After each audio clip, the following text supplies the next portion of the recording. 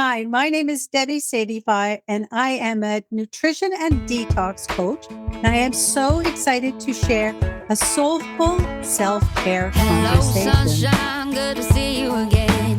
Had to walk out to let you back in. Stuck in a storm of a relationship. Lost my fire. Oh, and I forgot about me for way too long. But it's rolled on. Now there ain't no shade around here. Once you leave the clouds. Hey everybody, it's Pearl Sharenza with Women Successful Living, and we are back with another episode of our newly named podcast, Soulful Selfcare Conversations. So if you're hopping on here going, what happened to self-care? What happened with Conversations with Pearl? We're still here having conversations with me because my name is still Pearl. However, we realize that not everybody knows who I am, so we're not searching for that. But you sure are searching for things that can help you with your self-care, how to take care of your soul, and also how to live your best life. And today is no different because today on our Soulful Self-Care Conversations, we have my special guest joining us today, and her name is Debbie Saidyfye, and she is coming to us after spending 35 years in the corporate world as a pension executive. She discovered a powerful truth. Chronic fatigue, brain fog, and disease are not inevitable, they're preventable. So in 2013, a deep dive into the impact of sugar on health led her to detox from it, becoming an accidental vegan and unlocking the power of food as medicine. Man, I can't wait to talk about this today. So today, as a founder of the Plant Thriving Women's Movement, she helps high-achieving women reclaim their energy, vitality, and health freedom through whole food nutrition and mindset transformation. She also leads the Workplace Vitality Initiative, working with organizations to reverse chronic disease, reduce burnout, and improve employee well-being, all while delivering a proven 400% ROI for corporate clients. And so we're going to talk to Debbie about all this today, as well as her Shiro journey and her Shiro story. But I just want to first welcome to the show, Debbie. So glad you're here with us today. Thank you so much. I am so grateful to be invited. Yeah, I'm so excited to have you in this conversation. All ties into everything we want to do on the show, especially, today we're really going to talk about how you broke free from that diet culture and how you changed the thinking and working on the whole food and also vegan. I had a friend who was raw vegan and she tried to get me to be raw vegan. I was like, oh, I have a funny story about that. I'll share it a little bit, but first of all, the way I love to start the show, and if you're new to the show, I want to welcome you for listening and joining us today and want to encourage you to like and subscribe below if you're on YouTube. If you're driving, just go ahead and keep driving. Everything we're going to hear is going to be our show notes. But if you have the pleasure of sitting down listening to us today, grab a cup of tea because I'm a tea drinker. But if you want coffee, go ahead and bring your cup of coffee along. But like every time we do this show, grab a pen and paper because there are going to be some great nuggets that you can take to build into your soulful self-care. So we start the show a little differently. We don't have questions, Debbie, that we have pre-done, but there is one question that I always ask my guests because I always like, as a coach, to talk to my clients about that little girl, that inner child that was there looking back, wanting to grow up and do all these amazing things in her life. And so today's no different. We're going to put you through the paces with this, Debbie. And I promise you it's not going to hurt. But I want to talk to little Debbie. I want to know what was she like? What did she want to do when she grew up? Many times, as we're growing up, we have these big dreams of what we want to be. We want to be a president someday. We want to be a mom. We want to be, the professional career, whatever that is. Maybe you want to be a doctor, a lawyer, whatever those things are. I want to know what did little Debbie want to do when she grew up, and what is the adult version of her doing today, and how do they correlate together? So, without further ado, would you introduce us to little Debbie? Oh, you're going to laugh when you hear what little Debbie wanted to be. Little Debbie wanted to be a mom. And little Debbie had 4 children, 2 boys and 2 girls. And I grew up very close to my grandmother in a Ukrainian. My culture is from the Ukraine. All of my grandparents immigrated from the Ukraine when they were very small. And they came from very poor farming backgrounds and became poor farmers in Alberta in Canada. But I was very close with my grandma, who made a most amazing cook. And I would remember going and spending so much time with her, helping her cook. And I'm sure I drove her crazy, but it was such a amazing gift to be able to spend that time with her and learn some of the things. And I was like, Nanny, how can I make this recipe? And it was always just add a little bit of this and a little bit of that. And it's like, I, a little bit is. And you know what? I do the same thing to my kids now. It's like, I just know when it's the right amount. So that's how little Debbie started out, is just really close with my grandmother and wanting to be a mom. Uh, and so here I am. I actually do have 4 children, all girls. You can't always roll the dice that way, but I ended up having 4 girls. So yeah, that was my start. And so talking about, yeah, the 4 kids, so that's really cool, all girls. And I remember my granny, she used to do the same thing. Just put this in there, just do that. And I remember that when I first got married and I hosted my first holiday, my granny used to make the best candied yams, what they're called. And so I decided I was going to make them one time. Nobody, my grandmother never wrote down recipes. So I just like kind of playing around, and I made these sweet potato yams, and we had them for dinner. My mom was there. She's like, where'd you got your grandmother's recipe? Do you have your granny's recipe somewhere you're not telling me? I'm like, that was the best compliment I could have get. I'm like, no, I just kind of do what Granny used to say. Just do this here, sprinkle there, squirt here. That's what I did. So and to this day, they still come out the same way. But it's just so much fun to have that compliment too. So what did little Debbie want to do besides growing up to be a mom? What does she want? What is she doing today? Yeah, well, little Debbie ended up being a very independent woman who wanted to have a career. And I actually started my career at university in food and nutrition. Somehow was not really, which is kind of interesting because I come full circle to that now. But I ended up, because I was really good at science and really good at math, ended up getting a degree in mathematics from university and went into the pension world. And why I went there was not because I wanted to use my mathematical skills. It was because I wanted to help people. Little Debbie has always wanted to help people. And when I was looking for a career, I couldn't figure out what I was doing, but I could see myself having an office and people coming in because they were so not sure what to do. And I would have the answers and I would coach them through them. And that's what little Debbie wanted to do. And that's what I ended up doing. I ended up in the in the pension world, which is very mathematical. And so I can handle myself around the big boys when it comes to the math and all of that. But my skill was working with my clients, helping my clients, and and mentoring the people that I worked with. And that's what I did for over 35 years, and really enjoyed what I was doing. It's so interesting how those things, like what we wanted to do growing up, how they start really coming together for us and start showing up in our adult world, as I like to call it now, the adult Debbie and Pearl. And for me, I grew up, and if you're new to the show, you're going to hear my story. And if you've been listening, you're going to hear it again, because I just want everybody to know part of my journey as well. And that is that I grew up wanting to be a teacher, and I didn't have the opportunity to go on that path to do that.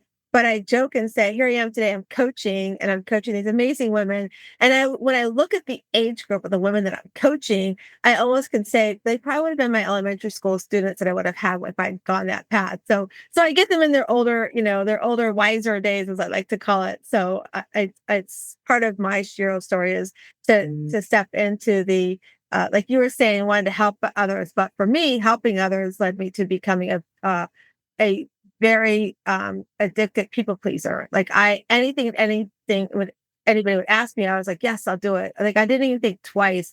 and to the detriment of my health, to the detriment of my harmony in my life, to spending time with my kids and all of that. It started back even when I was doing mortgages. I really was on the mindset that anytime a realtor called me, I had to be there, I had to do it instead of setting up parameters.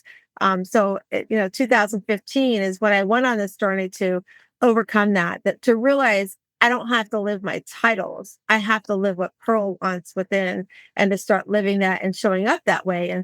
And so it's a hard choice. And that's why I love doing this podcast. I want to talk about those kind of things. And I want to go back to what, you were sharing with us about, your health. And I remember that time for me as well, where that chronic fatigue and that brain fog and all of that starts showing up for me. And then interesting enough, if anybody is listening had COVID fog was real for me too, like having that COVID fog. And then when you fast forward, after COVID, we lost our son Matthew in a tragic car accident. I never knew such a thing as grief fog. And once, probably about 8 months into, after we lost Matthew, I started realizing I have been walking like this grief fog, just kind of sitting in like moving through life, but not really navigating it, getting up and doing like sort of like walking through the motions. Right. And so reclaiming that even after doing all the work as a people pleaser, one of the things I love, and I love to share my story, and I when I coach with my clients, is let them know things are going to come up for us. Like we're going to have peaks and valleys. They're going to challenge our health. They're going to challenge what we want to succeed in life. We're in a time and season right now where people are putting together visions and vision boards. And so here we are, you and I are recording this in February. It's about that time, 6-8 weeks in, that people are going, I created that vision in the beginning of January and I haven't started. That's okay, right? It's okay to have those moments and to recognize it. It's what's not okay is if you allow it to send you down the rabbit hole and not do anything about it, not reach out to a coach or reach out to somebody like you, Debbie, that can help us, to thrive in our life. Like I love that you talk about, the thriving movement, your plant thriving movement. And so talk to us. I know your Shiro journey story is truly around, you talk about when you started your career and doing that, 35 years in the corporate world, but then things change for you. You learn the impact of sugar in your life and you decided to do something about that. Tell us about that time you made that decision because you didn't want to live in the rabbit hole of the sugar, what it was causing you. Yeah. That, I can relate so much to your own journey and your story as well, because I am a people pleaser, or I guess a reformed people pleaser. But I I found myself starting to have some health challenges, and it started with headaches. And I would have these really bad headaches. They were called tension headaches, but similar to a migraine where I couldn't get out of bed. I was sitting in the dark. I remember one time my husband said to me, just take a shower and you'll feel better. I'm like, no, that is not going to help. And I got addicted to over the counter painkillers. I took Tylenol with codeine, and what I didn't realize, and in Ontario where I live, you can get it over the counter, but you have to ask the pharmacist.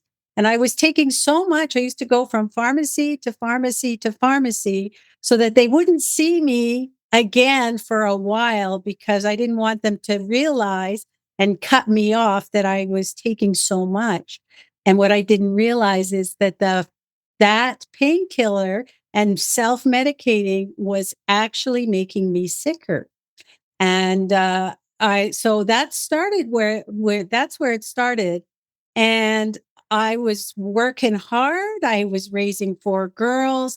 I had a very demanding job. It was a career. I wanted to do my best. And I was like, yeah, give me a new project. I'll take it on. And I was working at least 50, 60 hours a week because I was going to get to the top.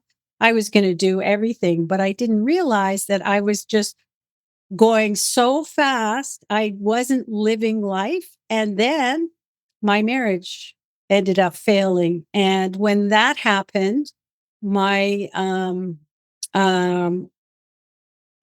and it was part of it was because I didn't spend any time in my marriage, but my kids were starting to get a bit older, and it's like, I don't even know who I am. I don't even know what I'm passionate about. I'm just going through life, people pleasing, helping everybody else out, but I don't even have any identity for myself. And as I started to have health challenges, I was trying to find a way to get out of them and maybe do something different and find my passion. I ended up at a business conference, and the speaker was talking about sugar. And and I know, I know that sugar's not good for me. Oh, I think everybody knows that. And yet I still was eating it. I could eat a whole birthday cake. And if you had a birthday cake, I wanted the piece with the big flour on it. I loved sugar, donuts, whatever, you name it. And when I heard this doctor speaking, he was talking about how sugar plays havoc with our hormones, and it gets us in this cycle of up and down moods. And yeah, and one day I was on the top of the world, and the next day, all those things I was on the top of the world, I was crashed down at the bottom. And so I was going through this, and he's doing this on the stage. And I'm like, oh my gosh, you're talking to me. And so I knew I needed to do something about it. And I ended up finding I saw a documentary. It's called Fat, Sick, and Nearly Dead. Highly recommend it. And the guy who wrote it, he had an autoimmune disease and was fat, sick, and nearly dead. And he ended up doing a reboot, doing juicing. And that was the first time that I saw that you could take food or juices and reverse your health issues, because he was able to get off his medications, lost a ton of weight because now, and became a much healthier version of himself. And I'm like, I'm going to do that. And that is where I started. And I wanted to do a juice fast. So this is November 2023 or November 2013. I'm going to do a juice fast. I didn't have a juicer and I couldn't afford one. So I ate vegetables on vegetables on vegetables for 2 months and got off of the sugar. And I knew I was an addict. So I knew that if I just have some sugar, I'll lose control and I'll eat that whole birthday cake again. So I made a vow to myself to be sugar free from refined sugars.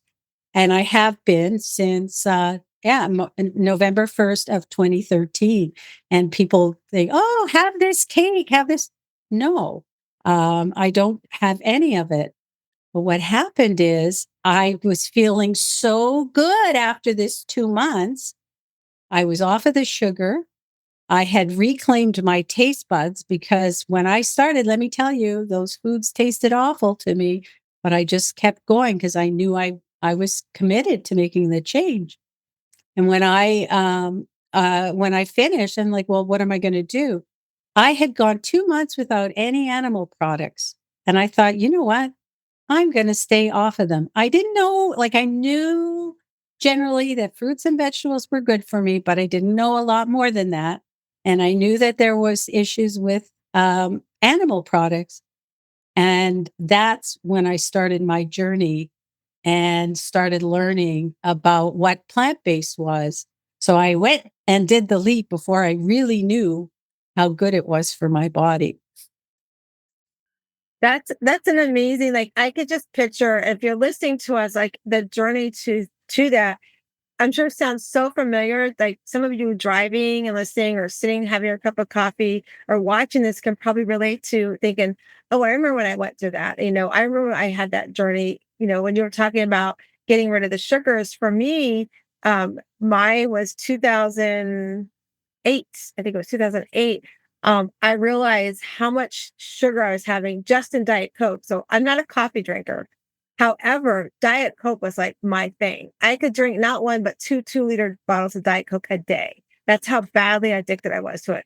And the amount of sugar that's in that, it's just like flabbergasting. And I remember one time it was around Easter. It was, we had to give something up for Lent. And I thought, I need to get healthy. I need to take this back. We had moved from Virginia in 2005. We're living here in Florida and, trying to, when you get older, it's harder to get in groups and meet people. So I was in these PTAs and we're doing things, everything was around food and everything. And I just said, I got to make a change. So I decided I was going to give up Diet Coke. Right. And so I was like, if I can give up Diet Coke, then that's a start. And so I gave up Diet Coke. However, that's back when McDonald's had their cinnamon melt things. Or there's these little tiny melts. They're all together, a little look like an egg sandwich box. And I was going and getting that, and I was getting sweet tea with it. And about probably 30 days into doing that, I'm like, what the heck am I doing? How is this any different than the Diet Coke? I'm changing one addiction for another addiction, but they're both sugar. And so I had to like make that change. And like you said, too, the taste buds. I mean, for those that are listening, there's so much to be said about your taste buds. When you start giving up sugar, your taste buds totally start changing. And that's also around the time I found a program that I work with to lose my weight. I lost over 60 pounds. I've done really good, about almost 70 pounds, about keeping that off. And I'll talk about in a minute about my next roller coaster with my weight. But I remember that I was like, I have to do something to change this. And so at that point, it was giving up. The program was around having no fats, fruits, or carbohydrates. So I was really giving up a lot of sugar. And so when we did this program, Chuck and I decided to take the kids on vacation. So we were going to Italy. And I was like, how am I going to eat? We talk about peer pressure when you were talking about, when you go out, even after you've done this, people are like trying to give you this sugar. Well, have this, or if you're an alcoholic, having people offer you drinks, you don't want to take that because you know what it's going to lead to. So I remember going, okay, how are we going to go to Italy? And how am I going to enjoy the food in Italy? Because come on, let's be honest. We're going to go all the way to Italy and some really good food. So I decided I was going to allow myself to enjoy Italy as much as I could. And I remember the first day I sat down and I had pasta, and I was so worried about having carbohydrates. So I was worried about all the sugar in it. And the taste was so different. And my husband and I were both sitting there. Now, he didn't know. The funny thing is my husband didn't know I was doing this program. I didn't tell him. I brought my protein packets of food I needed. I brought my protein bars I needed. And I was sneaking in the bathroom, making my shakes in the morning. Oh, I'm getting ready for the morning, and I'm making my shake and drinking my shake. No, I don't need breakfast. You and the kids have breakfast, whatever. However, I was like, I got home, I had lost like 4 or 5 pounds in that 10-day trip. And I was like, how on earth? When I sat back and realized, like what you said about the animal protein, I sat back and realized how bad, like we here in the US, the stuff we have in our food, how horrible the stuff that's in our food, and I know, we're in this time of change in our country. They're looking at that differently, which I agree. We need to make some look at how we do it, what we put in our food, because I sat back and realized it didn't have all the preservatives. That's why the pasta tasted different and better. That's why everything was tasting so good. And so I was like, no more sugar. I got to stay away from the sugar, like you were saying. Excuse me, but I knew I wanted my fruit. So once I finished the program, like, how do I reintroduce myself into the food I cut out? Because one of the things I found with the program that I was doing at the time was that when you finish the program, you went back to having some of these habits of like having fruits, and there's certain carbohydrates. And so when I worked with my client, I ended up becoming a coach with the program I lost my weight with. So when I was graduating my clients off the program to help them combat that, those things like, well, I missed pizza and I missed, waffles on Sunday morning with my kids. And I was like, okay, it doesn't mean you can never have them. It just means no, not now. So I came up with this program with them. Like, let's create a list, like as they're getting close to the end of the program, let's create a list of the 10 things that you missed while you were on the program. What were the 10 things that you craved? And it was funny because they're like, well, I craved that. I go, well, how does it sound in your mind to taste it in your mouth? And like, yeah, I don't know if it will taste the same. And I promise you, I go, it's not going to taste the same as what it was before because your palate has changed. But what they all came back to me and said, because what we did, we would say, okay, pick one day a week. You can have what I call the safe day. People in the health and wellness world, they'll call it a cheat day. I did not like the word cheat because No. I believe what we tell our brain is what we believe. And so when you say cheat, it means, oh, I can eat whatever I want, right? So I said, what if we create a safe day? You pick it's one day a week and you get to take one thing off your list that you get to have a small portion of. And so, like for me, my safe day was Sundays because I did miss having Sunday breakfast with my family. But what I created in my family, and I started teaching my clients this as well, if they had a family, it wasn't just them at home that their eating was affecting, have everybody take turns. So my safe day was Sunday, but I didn't always get to pick what was on the list. We would take turns in the family. So my one son wanted pancakes and it had to be chocolate chip pancakes. My other son, when it was his turn, it was dinner. He wanted shrimp fettuccine. And so every week it was something different. But I was able to control the portion that I was eating, and I was able to include my family in my journey. So they could start learning to get rid of the things. Like, for instance, when I started really understanding what sugar was. So, for those that are listening, if you have little ones, this might resonate with you. But I remember we moved here from Virginia. You talk about being tired all the time, Debbie, like you're saying, tired, overwhelmed. I was having those things. I remember Sunday, and I never did this when I lived in Virginia because I was working. I was very busy with my mortgage world. So I had to be like, the kids went to school. I had to get to work.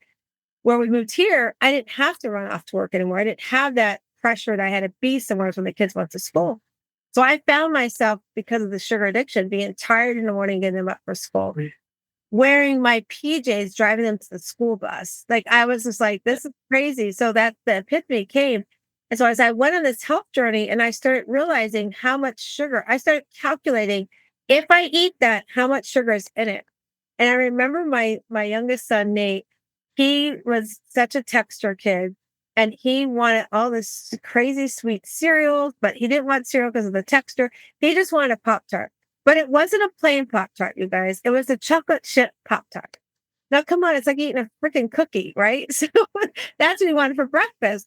So when I was going on this journey and I started realizing, like you were talking, Debbie, about the sugar, I calculated how much sugar was in that Pop Tart he was eating. So one morning I sat him down and I said, we were down to our last two Pop Tarts. There's always two in a thing, right? So I said, okay, these are the last Pop Tarts you're getting. So here's your choice. We have to start deciding what you're going to eat for breakfast because I'm not buying these Pop Tarts anymore. And if you really want the Pop Tart, I'm just going to give you this thing of sugar and I'll just put some hot water in it for you because you're just really eating this. And at that point, he was like going, I'm not going to eat that sugar. So we started changing up what he was eating for breakfast. He started liking eggs and things like that. So I started changing it. But the whole point of my share that story is at some point it has to hit us that, we have to break free of these diet cultures, of these, healthy versus, what is healthy for us. Like advertisements, people talk to us. They want us to believe that, oh, this is a healthy thing to eat. And I know that my husband right now, he's very mindful of what he's eating. He's not eating keto wise, but he does love cereal. So he always tries, he's like, buy me a cereal that's sort of like a keto cereal. And we'll read the labels. And right now he's in the middle of 2 hip surgeries. So I'm doing the grocery shopping. Normally he grocery shops. So I'm at the store and I'm like, oh my gosh, there's like all these keto cereals. And I was like, he's like, yeah, just give me one. I'm like, no, do you realize how much sugar? So as I started doing the sugar with him, he's like, oh my God, I was buying that. I didn't pay attention to the label. There's so much sugar in some of these keto cereals that they tell us are keto, are friendly, but they're really not. They might as well go get the bad stuff on the shelf.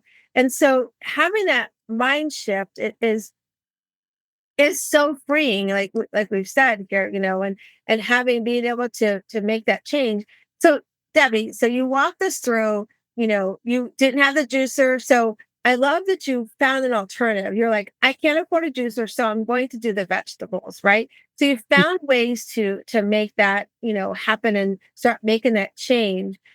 And so as you've been doing this and you start realizing that, wow, I needed to make this change in my life. It's been so, draining on my life, the way I've been eating. And so now you're thriving. What were some of the big changes with that you came into? And then what drove you to say, this helped me so much, I need to pay it forward. And to start your business. Will you walk us through that? Yeah. So, I mean, right away, I started feeling better. Get rid of that brain fog because sugar is a big contributor to brain fog. My headaches went away. I totally was able to get off of all of the medications that I was on, which were self medicating. And I just felt better. I had more energy. And was it, I lost some weight. Now, I have been someone who has had this roller coaster of weight all my life. And I have to say, although I was doing great with my weight, and I don't want to focus on the weight, but during COVID, when we stopped doing anything and I buried myself in work, I put on that. I thought I was the COVID-19, but I'm pretty sure it was more than the COVID-19 at any rate. But I just started feeling so much better. And what happened is I started, my reticular activating system, which is what I notice. There's so many things going on around us. And the things I was noticing was now plant based and vegan things. And I started to get attuned to some of the amazing scientists and nutritionists in that uh, plant based space and learn about it.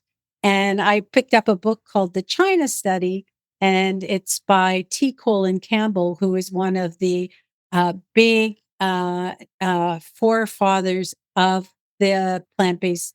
Well, I guess he's not the forefather, but he's one of the big people. What really got me about his story is that he grew up on a farm and he went to university. He's a scholar, he's a scientist, he's a researcher, and he went to university and he wanted to do research in how to help produce more milk and help the farmers to have more return for the animals.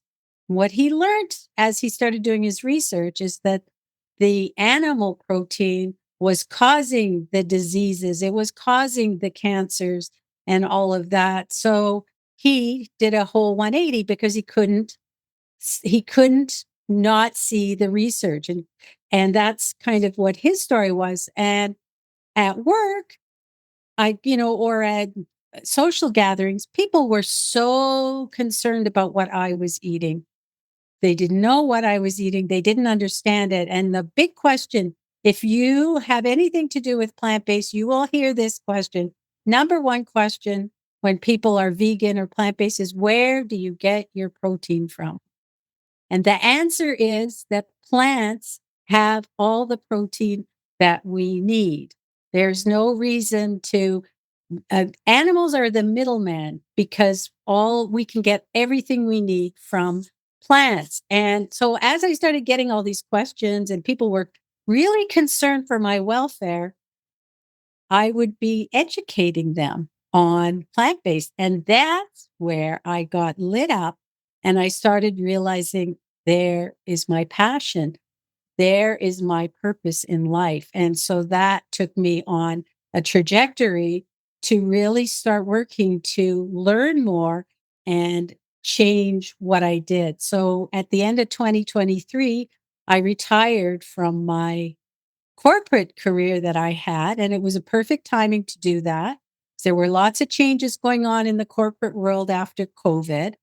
It was the best thing that I did. And I started diving into nutrition. And when I did that, I also learned that in order to change, so going plant based is simple. Eating a plant based lifestyle is simple, very easy, but it's not easy for people to do. Simple, but not easy, I guess is the way to put it. And it's because we need to change how we think about things. And unless you do that, you're going to end up back stuck in the same patterns that you came from. And that's kind of how I got this on this journey. And just decided that I wanted to help educate people on the power of food as medicine and came up with this crazy goal of helping a million or more people. And it's like, I don't know how I'm going to get there, but I know I am. I love that you and I talk often on the show about taking what you've been through and finding a way to pay it forward, finding a way to take your story and empower others. It's so powerful when we can do that. And what you're doing is exactly that.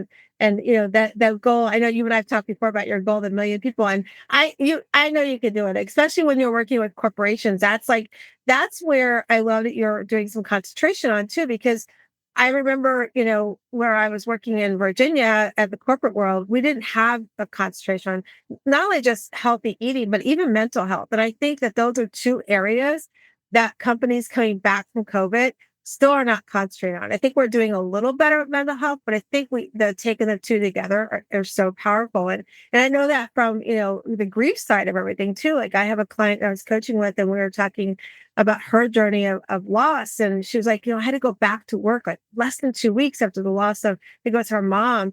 And she's like, I don't want to be there, but I have to go show up for work. And so we started talking about educating corporations, be like, you know what, if they have to, especially like when you lose a son, like or child, Mhm. it's totally different than losing a parent. And there's no, it's still a loss, but there's a big difference. And so creating safe spaces around healthy eating, around, things that we go through in our mental health, I think is something that many corporations are losing. And if you're listening to us and you can be an impact on that, I definitely think you should reach out to Debbie and or me to learn about how you can make those different impacts. And so um, I know that's how you're going to reach 1 million people, Debbie. I really do. So speaking of which, because I know our time is running short, will you share with the audience how they can reach you? We're going to put everything in the show notes. So if you're driving, don't feel like you got to pull over and write everything down.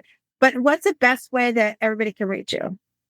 Yeah. So you can read. So I think Pearl, I've shared with you my link to set up if you wanted to set up a health and wellness strategy session with me. Pearl, I know you're going to give them the link for that. You can reach me at Debbie at plantthrivingwomen.com. And that is the easy way to do it. Would be so thrilled to talk to you about how we can make a difference. And I just got to, on that corporate note, corporations are always talking about how the cost of healthcare is skyrocketing and going through the roof. And we have the power to change that with food. Uh, it's a new thing. I think it's not new, but it's a new idea for corporations for sure. Yeah, I mean, I'm thinking they should call you and do a once a month, gathering of bringing the people together. You bring in some good, healthy food and do some education, things like that. I think is so needed, and I love that you're on that path and journey to make an impact on different corporations and individuals we work with as well, and how we look at food and how we look at it. It's not a diet; it's a lifestyle, and I love that you're doing that. And so we'll put all of that in the show notes. Make sure we knows how to click the link and book those calls with you. And so before we let Debbie go, she already knows we're going to do our better questions, better life cards. So you tell me when to stop and we'll read your card. All right, stop. All right. So her card says, where are my choices leading me? Where are your choices leading you, Debbie? Wow. My choices for me? Yeah, my choices are leading me to higher consciousness, to better health, and to live to be over 100 years old. I want to be a centenarian, and I know that I can. So that's where my choices are leading me. Simple, easy choices. It's not hard. It's really not. Did you guys all hear that? Like she manifested. She's going to be a centenarian. I love that. And we have to put that out in the world. We have to put in the world how we want to live. And so, Debbie, I'm so glad we got to do this together. I'm so glad we are sharing the message to everybody as well. And I just want to remind everybody that, you guys are amazing sheroes. You guys are strong. You can become happier, empowered, radiant, and that original self. Just do some little bit of work. Take some of the tips you hear from the show. We appreciate you watching, listening, and subscribing below. But just remember, when come into this world, you are a little bit of a hard shell on the outside. But as you start doing the work on the inside, you will find that you have your own inner pearl to greatness. And I hope you go out today and find that inner pearl to greatness. Have a great Beautiful. day. Thank you, Pearl. Hey, everybody. I am so glad you joined us today. I just love that conversation. and sharing that with Debbie because, oftentimes we get wrapped up into dieting versus really it's a healthy way of living and how and what we're eating. Maybe plant-based isn't for you. However, you did hear us talk a lot about sugar. Like really look at what sugars you're eating today that you can remove from your health, your way of eating. Even if you took one thing a week and stopped eating that sugar, it can make a huge impact on your health. And that's what the episode is really about is what are you doing to take care of your inner self that so that the outer self can feel it, taste it, and love it. Because oftentimes life gets busy, as you've heard me share here about my journey, our path, things that happen can take us down that diet roller coaster. So I just want to remind you that if that's something you struggle with, you can always click the link below and follow and grab a roadmap call with me. But just remember, I'm so honored you come and you join us here. But you truly are, as I said before, you truly are an amazing hero that's working really hard at being stronger, happier, empowered, radiant, and original self in everything you're doing in your life. And so I hope you come back and listen to another episode of Soulful Selfcare Conversations. Have a great day.